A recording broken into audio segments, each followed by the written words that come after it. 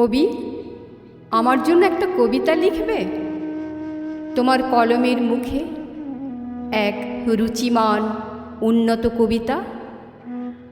তোমার কবিতা আমি জনসমাবেশে উদাত্ত কণ্ঠে আবৃত্তি করব।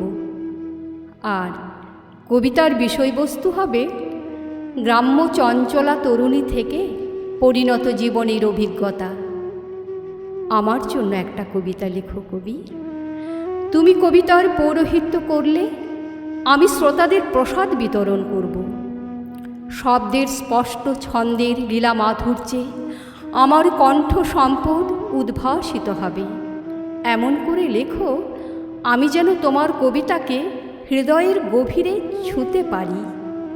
আমার জন্য লেখো।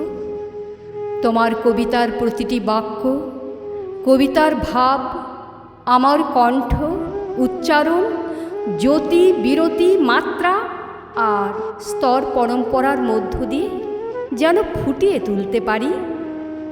কবি, আমার জন্য একটা কবিতা লেখো স্বতন্ত্রভাবে। আমার ভালো লাগাটা যেন শ্রোতাদের অনুভব করাতে পারি।